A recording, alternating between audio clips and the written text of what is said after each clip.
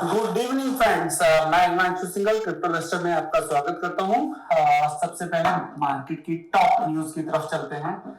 आज मॉर्निंग में FTX exchange, जो कि पहले हमने देखा था कि लास्ट ईयर इन्होंने बैंक्रप्सी के एक दौर से वो गुजरे और फिर देन धीरे धीरे करके एक्सचेंज को स्टेबलाइज करने की कोशिश की गई और आज मॉर्निंग में एफटीएक्स की तरफ से ट्वीट आया है कि जो भी डेब्टर्स हैं उनके लिए उन्होंने पोर्टल लाइव किया है जिसके ऊपर जाके वो अपने जो भी फंड्स वहां पर अटक गए थे, स्टक हो गए थे, उनको क्लेम कर सकते हैं।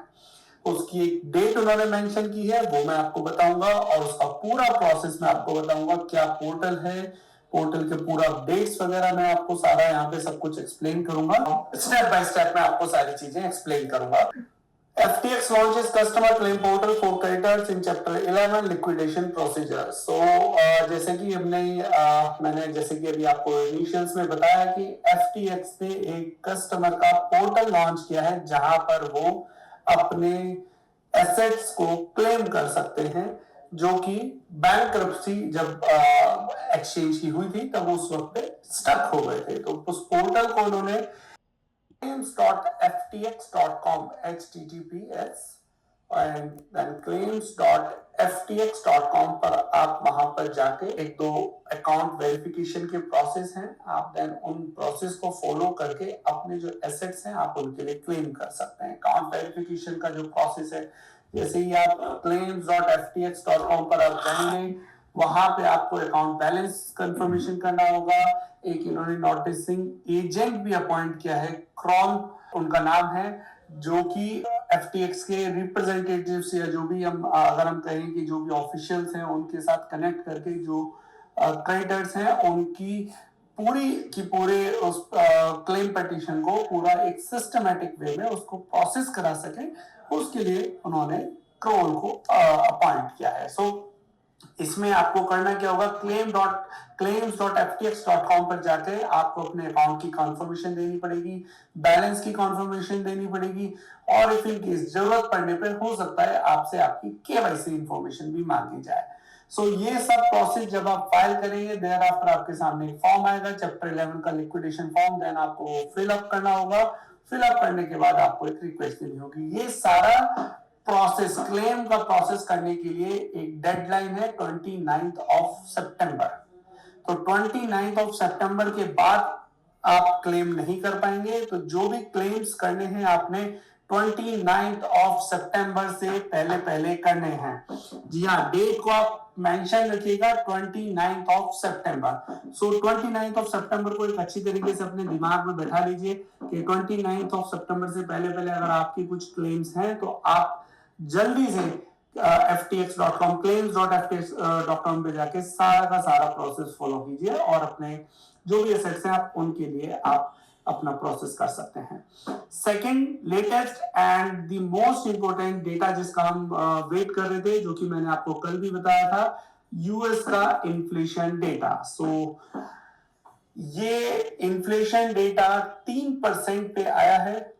2 साल 2.5 साल में, जबकि मैं कहूंगा 2.5 साल के सबसे निचले स्तरों पर ये इन्फ्लेशन अभी यूएस मार्केट का इन्फ्लेशन आ चुका है। मार्केट में 2 दिन से एक अच्छी खासी अपसाइड मोमेंटम बनी हुई थी, जहां भी थोड़ा बहुत मार्केट डिप हो रहा था, देन उसके बाद ऊपर आ रहा था डेफिनेटली। तो ये दोनों जो खबरें हैं, यूएस का इन्फ्लेशन और एफटीएक्स का खड़ा होना, वापस से मार्केट में एक अच्छा खासा पुल बैक से मैं ये कहूंगा कि अच्छी खासी तेजी बना सकते हैं, जिसके अंदर हम एक आने वाले दिनों में बहुत अच्छी तेजी देख सकते हैं क्रिप्टो मार्केट में, क्योंकि ये दोनों चीजें बहुत इंपॉर्टेंट मायने रखती हैं। एक मोस्ट इंपोर्टेंट इवेंट अब जो बचता है वो 25 और 26 को जो फेड का, यूएस फेड का जो मीटिंग है, उसमें एक इंटरेस्ट रेट के ऊपर डिसीजन आना है। हालांकि 2 रेट हाइक का ऑलरेडी अनुमान जता चुके हैं वहां के चेयरमैन, फेड के चेयरमैन पावेल साहब। बट देखा जाए अब इन्फ्लेशन का जो ये डेटा आया है, most of the investment bankers और इन्वेस्टर्स के जो व्यूज थे वो 3 से लेके 3.2 तक के बीच में थे। सो जो 3% का जो इन्फ्लेशन रेट का जो डेटा है बिल्कुल ये लोवेस्ट पे आया है। इससे पहले मार्च 2021 में ये इन्फ्लेशन था यूएस का। सो बहुत बड़ी पॉजिटिव न्यूज है और सबसे पहले हम आपको यहाँ पे इसके बारे में अपडेट कर रहे हैं हमारे चैनल पे।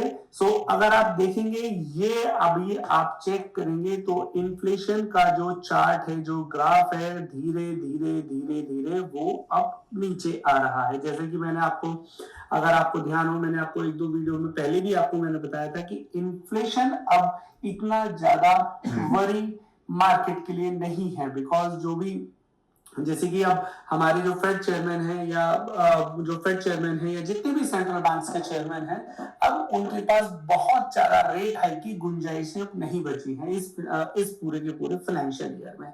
सो अगर एक या दो रेट हाइक आते हैं 25-25 बेसिस के, सो मार्केट उसको ऑलरेडी डाइजेस्ट कर चुका है। सो ये थी अभी मार्केट की सबसे बड़ी अपडेट। सबसे पहले एफटीएक्स एक्सचेंज ने एक कस्टमर क्लेम पोर्टल यहाँ पे बनाया है, खड़ा किया है। हालांकि अभी पोर्टल पे काफी ज्यादा रश की वजह से कभी पोर्टल चल रहा है, कभी नहीं चल रहा है। सो थोड़ा पेशेंस रखिए, डेफिनेटली पोर्टल वापस से ओके होगा, करेक्ट होगा और फिर देन आप वापस से अपना उस पर उधर जाके अपना वो क्लेम प्रोसेस कर सकते हैं। और देन अभी यूएस के इन्फ्लेशन डेटा की हमने आपको अपडेट दी है।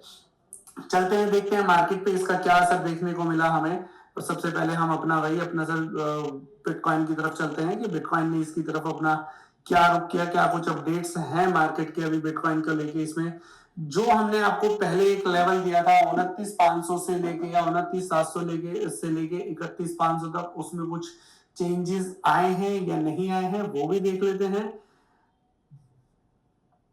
मैं आपको एक यहाँ पे सपोर्ट लाइन और थोड़ा सा जो रेजिस्टेंस लाइंस हैं वो एक बार मैं ड्रॉ कर लेता हूँ, मार्केट को थोड़ा सा समझने में हमें फिर अकॉर्डिंगली थोड़ी सी हेल्प हो जाती है। सो जैसे कि फ्रेंड्स, जैसे कि मैंने आपको पहले भी बताया था कि मार्केट इस वक्त बहुत रेंज में है। ये देख सकते हैं आप कि अच्छे खासे मार्केट यहाँ कंसोलिडेशन में है, बट अभी भी मार्केट ने जो हमने आपको पहले बताया था कि मार्केट ना ही अपसाइड और ना ही डाउनसाइड, दोनों में से कोई भी लेवल को ब्रीच नहीं कर पा रहा है। इन्फ्लेशन के डेटा अभी इतने अच्छे आए हैं और मॉर्निंग में इतनी पॉजिटिव खबर थी एफटीएक्स एक्सचेंज को लेके और अभी यूएस के इन्फ्लेशन रेट को लेके। उसके बावजूद भी जो ये अगर आप देखेंगे तो मार्केट ने 31,000 को टच किया, 31,000 यूएसडीटी को टच किया और देन अभी जो लाइव प्राइस है वो चल रहा है 30,790 यूएसडी। सो मोर ओवर अगर हम नॉर्मल मार्केट की बात करें तो ये मार्केट इस वे में चलता नहीं है। जनरली जब कभी इस तरीके की अच्छी न्यूज आती है तो मार्केट डेफिनेटली एक रेंज से बाहर निकलता है, आइदर वो पॉजिटिव साइड हो या नेगेटिव साइड हो।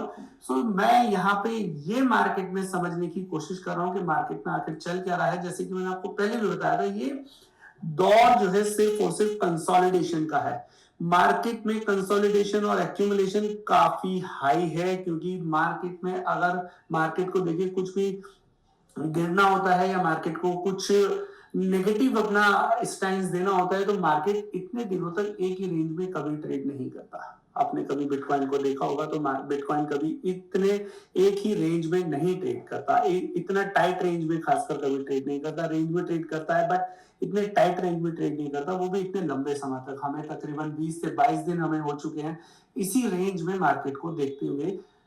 31,500 ऊपर में ब्रेक नहीं कर पा रहा है, 29,700 29,500 ये नीचे में ब्रेक नहीं कर पा रहा है। जहां भी जो भी लेवल ये टच करता है, चाहे वो ऊपर में करे या नीचे में करे, वहां पे एक शार्प रिकवरी हम कह सकते हैं अगर डाउनसाइड की तरफ आता है। और अगर ऊपर की तरफ 31,500 की तरफ जाता है तो वहां से फिर हमें शार्प सेलिंग देखते हैं, एक अच्छे खासे वॉल्यूम के साथ वहां पे हम सेलिंग देखते हैं। तो अब हो क्या रहा है, इसकी वजह से बिटकॉइन क्योंकि एक दायरे में फंस गया, एक रेंज में फंस गया, जिसकी वजह से एल्टकॉइन जो परफॉर्मेंस है, एल्टकॉइन वो परफॉर्मेंस नहीं दे पा रहे हैं। क्योंकि आई थिंक क्योंकि जो ट्रेडर्स हैं, जो इन्वेस्टर्स हैं, उनका फोकस सिर्फ और सिर्फ बिटकॉइन में है अभी, इसी वजह से। क्योंकि बिटकॉइन अगर एक ब्रेकआउट दे 31,500 के ऊपर एक वॉल्यूम के साथ में ट्रेड करे तो देन डेफिनेटली फिर कुछ फंड्स वहां से बिटकॉइन में से मूव होके एल्टकॉइन की तरफ जा सकते हैं। सो अभी इसी वजह से ना ही बिटकॉइन में कुछ खास मूवमेंट है, ये दो बड़ी खबरों के बावजूद भी मार्केट ने कुछ बहुत बड़ा सरप्राइज मूव नहीं दिया। थोड़ा सा अभी वेट करना होगा। मुझे उम्मीद है जल्दी ही मार्केट को इस रेंज से बाहर निकलते हुए हम लोग देखेंगे, और साथ के साथ एल्ट कॉइन में भी एक अच्छी परफॉर्मेंस देखेंगे, क्योंकि जब से एसईसी का जो सिक्योरिटीज जो उन्होंने कुछ 67 क्रिप्टो करेंसीज को एज ए सिक्योरिटी जो उन्होंने घोषित किया था, उन्होंने माना था, तो उसके बाद से एल्ट कॉइन में हल्का सा एक पुल अप जरूर देखने को मिला है, बट अभी वो कॉन्फिडेंस नहीं है ट्रेडर्स के अंदर, वो अभी भरोसा नहीं है इन्वेस्टर्स के अंदर कि हमने जो पोजीशन बाय की है हम उसको टाइटली होल्ड करके बैठे, सो दैट अच्छे हमें रिटर्न्स मिले। घबराने वाली कोई बात नहीं है, मार्केट एक रेंज में है, डेफिनेटली हम इससे बाहर आएंगे। मार्केट एक अच्छी खासी तेजी में है और आगे भी हमें तेजी ही देखने को मिलेगी। सिर्फ और सिर्फ पेशेंस की बात है, थोड़ा सा टाइम और पेशेंस टेस्ट कर रहा है मार्केट, बट बने रहिए मार्केट में, कहीं से मुझे नहीं लगता कि आपको कोई घबराने की जरूरत है। तो दोस्तों ये थे मार्केट के प्रॉपर अपडेट्स। आपको अगर आपको हमारा वीडियो पसंद आया हो तो हमारे चैनल को लाइक और सब्सक्राइब करना ना भूलें, साथ ही साथ हमारे ट्विटर हैंडल और हमारे टेलीग्राम चैनल को भी आप ज्वाइन कर सकते हैं। Thank you very much, thank you all of you.